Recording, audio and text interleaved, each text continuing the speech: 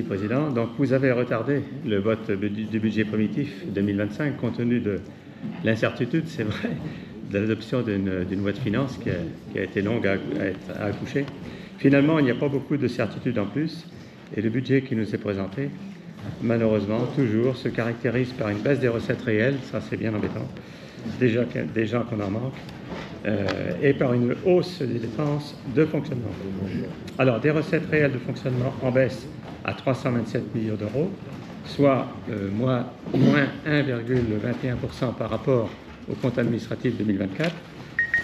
Alors, il est illustré, ces recettes sont illustrées par une DGF stable du fait de la quasi-stabilité des populations, il faut bien le dire, baisse du RSA pour un montant de 1,2 million, des DMTO stables, malgré la hausse de 0,5%, mais bon, c'est malheureusement le reflet du marché actuel, même si il semblerait qu'il y ait des reprises au niveau national. Une taxe sur les contrats d'assurance en hausse de 1,9 million d'euros, une fraction de TVA stable, celle qui remplace la taxe foncière malheureusement, et une baisse importante du fonds de sauvegarde de 3,9 millions d'euros. Voilà pour les recettes. Pour les dépenses de fonctionnement qui sont, elles, en hausse de 4,9 millions, soit plus 1,6% par rapport au CA 2024, et malgré la baisse des charges à caractère général de 1,7 million, comme tu l'as souligné, des autres charges de gestion courante encore en hausse à hauteur de 1,3 million d'euros, des hausses de charges de personnel d'1,9 million et une hausse du RSA. Voilà pour les principales variations. Alors, la conséquence, des recettes en baisse, des dépenses en hausse, toujours ce bon Dieu d'effet ciseau qui est redoutable et qui donne un budget en déséquilibre, mais qui est rendu équilibré par la reprise de résultats de clôture d'un montant de 14 676 000 euros.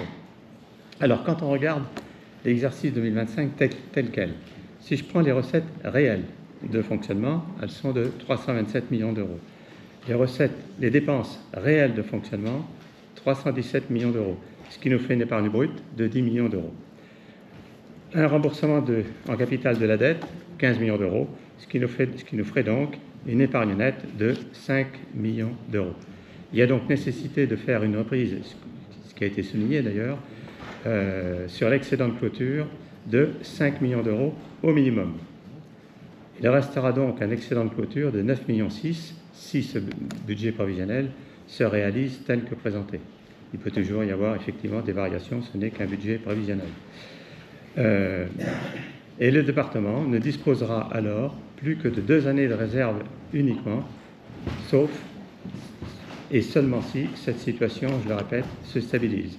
La capacité de désendettement, là par contre c'est là le gros problème, elle serait de 21 ans si on se base uniquement sur 2025 tel que présenté. Alors, il faut rappeler quand même le raménagement de certains emprunts, fin 2024, pour un total de 65 millions d'euros, qui va produire ses effets en 2025. En 2025, il y a une baisse du remboursement des capitaux égale à 3,6 millions, il nous avait été présenté d'ailleurs 4,2 millions au moment de la présentation de ce travail sur la dette, puis de 3,2 millions entre 2026 et 2028. Et il faut rappeler un allongement de 8,3 années en moyenne de notre endettement. Alors, cette gestion de dette, malheureusement, elle s'avère insuffisante si on se cantonne que sur 2025. L'épargne nette étant toujours négative. Ce réaménagement a pourtant un coût, je le rappelle, de 13 millions d'euros pour la collectivité. Je passe sur les prêts contractés d'une durée de 40 ans.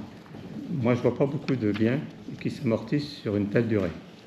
Rendez-vous compte, quand même, ce raménagement a un coût global de 13 millions d'euros et il ne permet pas d'avoir une exploitation positive. Je pense que nos successeurs, qu'ils soient de gauche ou de droite, peu importe, nous maudiront. Sans mesures fortes ou amélioration de la situation économique nationale, nous allons tout droit à une mise sous tutelle. Et pour finir sur tes propos, Daniel, faisons en sorte de n'être ni cocu ni bœuf.